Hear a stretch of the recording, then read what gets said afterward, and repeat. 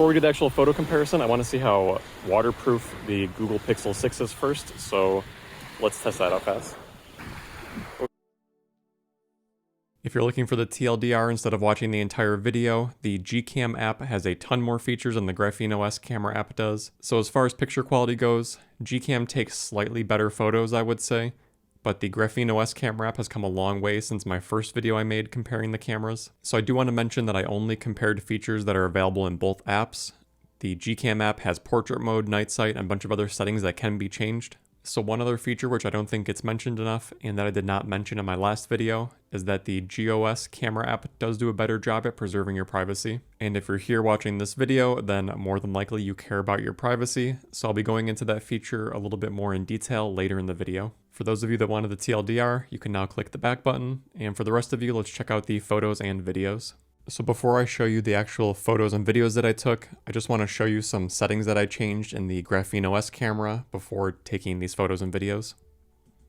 So inside the camera app, I went into the settings, more settings, and then in here, I disabled camera sounds so I didn't seem like a creeper. And then image quality, I changed that value to 100% just to make sure we could get the best photos possible. Other than that, I left everything set to default. So on the comparison photos that I'm going to be showing, you're going to see an overlay that has some information about the photos that I took. The first one you're going to see is file size, that's just the size of the file. The next one you're going to see is ratio, and that's just the crop on the image. So 16:9, that's widescreen. That's what you see when you watch on your monitor, you watch a movie. 16:9 is best for videos.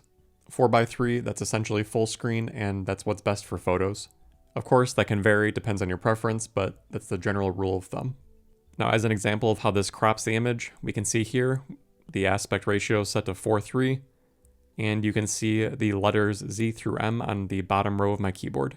And now if we change it to 16:9, we can see that the image fills up the entire screen, but it is cropped on the side, which is why we can only see X through N, as compared to with 4:3, we could see a wider range. And then the last line that you're going to see is zoom, and for that I just picked values of 2 and 0.7. So the reason I picked those values is that inside the Gcam app you can see we have 2x and 0.7x on the bottom. With the 2x, that's a digital zoom. There is no optical zoom on the Pixel 6 camera. If you have the Pixel 6 Pro, I believe you have a 4x optical zoom. With an optical zoom, that means the actual lens is doing the zooming versus digitally, which is happening in the software. And then with 0.7, that gets you a more zoomed out view so you can capture more of the surrounding area. It gives you a little bit of a fisheye effect, which you may or may not notice in the photos. So originally, I was going to just take some photos in my backyard like I did in my first comparison video, but I think that this comment jinxed me and I got a pimple on my nose, so I went to CVS to buy something for it. And one benefit of Florida is that you're never too far from water, so instead I went behind CVS and took some pictures. So I'm not going to explain every aspect of every photo because this is pretty visual and I'm sure you can see it better than I can explain it. I will point out some major differences in each of the photos that I find, at least personally. And then lastly, this might not be the most accurate representation as the YouTube compression algorithm might mess up the photo quality a bit, but it should get you a general idea of the quality. So as I mentioned, GOS, that's the GrapheneOS camera, Gcam, Google camera, and if you forget what those mean, the GrapheneOS camera will always be on the left and the Google camera will always be on the right. So one thing I want to point out in this first photo is that the actual file size of the GOS camera was almost 2 times the size of Gcam, which I found pretty interesting. As far as picture quality goes, I do think that the Gcam captured the color of the sky a bit better, but overall both pictures to me look pretty good. In an effort to make this video not drag on, I might be going kind of quick through the photos, so if you want to see them longer than I have them on the screen, feel free to just pause the video. So for each photo, I also changed the scale in Final Cut Pro, my editing software, to 1000%, so we can kind of see how details were captured in the photo. So this is now 1000% of the previous photo, and we can see that the GOS camera kind of smoothed over a lot of the details. Gcam, it made it a little more rigid, it looks like, and more defined. But again, I don't think anyone's going to be zooming in this far, and I don't think details really matter that much at this point, but it is something to compare. So this one, we're going 2x with a digital zoom on the Pixel 6. Again, both photos look pretty similar. I think the sky looks a little better in the Gcam one. And I do also think that Gcam captured the water in a little bit more detail. Now with the scale changed to 1000%, again, it seems like GOS smooths over the details and Gcam keeps things a little bit more defined. Here we are with the 0.7, which gets you that kind of fisheye, wider range of view. The picture on the right, ignore that post on the left there. I didn't have the camera in the exact same spot, so my bad on that one. But again, both photos look pretty similar. And then zoomed in 1000%, we see a similar behavior. These pictures, we switched to the ratio of 16:9, which is that cropped frame. And again, the file sizes are a little bit closer, 4.5 versus 3.1. I did notice that when I changed it to 16:9 and then did the 1000% scale, I do think it's a little bit more evident how much the GOS camera kind of smooths out all the edges versus the detail from the Gcam. So while I didn't notice much of a quality difference on this one when I scaled it up to 1000%, one big difference I did notice is that the file size is almost 3 times the size for the GOS camera. I'm sure that has something to do with me changing the quality percentage to 100% in the GrapheneOS camera app, but again, your results may vary. And now this is the last photo I took in this spot. And then same observations as the first photo. I think that Gcam captures the color of the sky a little bit better, at least in my preference. But other than that, it looks pretty similar. And then changing the scale to 1000%, again, same. GOS smoothed out the edges a bit, and Gcam has a little more rigid edges. So this one's a video comparison from both cameras. I do think they both look pretty similar, but one difference you might notice is that even though I had this on a tripod, it was kind of windy out, so it wasn't perfectly stable. And you might notice some shake in the GOS camera app video. And so I know I said I wasn't going to compare features that weren't in both apps, but I forgot to turn off video stabilization in the Gcam app. So that's why you notice that Gcam stays a lot more stable when I'm taking video. And it's not extremely noticeable in this first video taken with the GOS camera as compared to Gcam. You can see it a little bit, but you really start to notice it when I change the scale to 1000% on the video. And you can kind of see just how much shakier the GOS camera app was. Do I think it's a huge deal? Not really, but it is a really nice feature that Gcam has, and hopefully that comes to GOS someday. And now this next part, I wasn't really planning on including this, but I noticed it while I was watching the video back. So now listen to this first video with a GOS camera. And now listen to the second video taken with Gcam.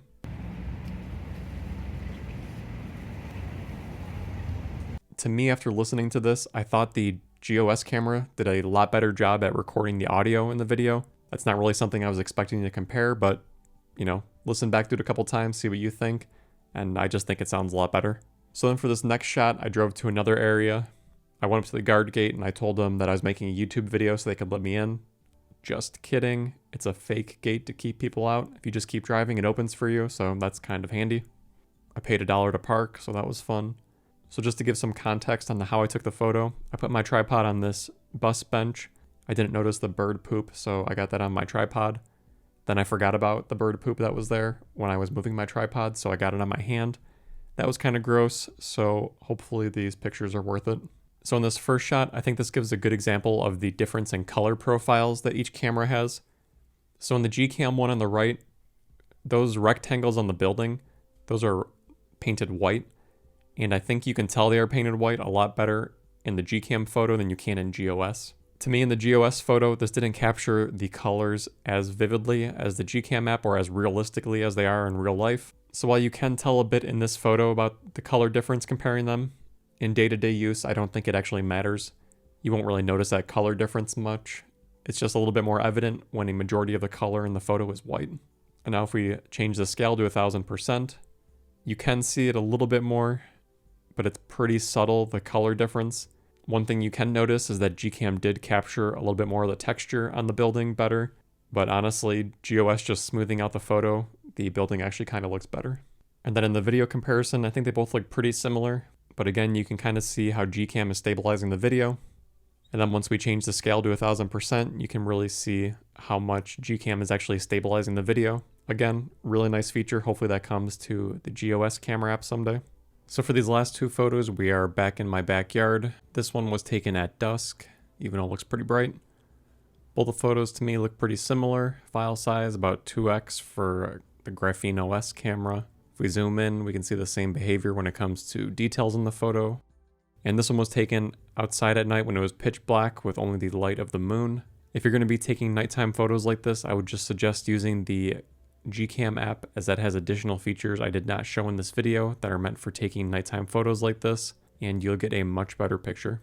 So now this last feature, which I didn't really discuss in my first comparison video, is privacy. As far as preserving your privacy goes, the GrapheneOS camera app does a much better job at this by removing the EXIF data after you take a photo. So every photo you take has a certain level of EXIF data associated with it. EXIF is short for exchangeable image file format.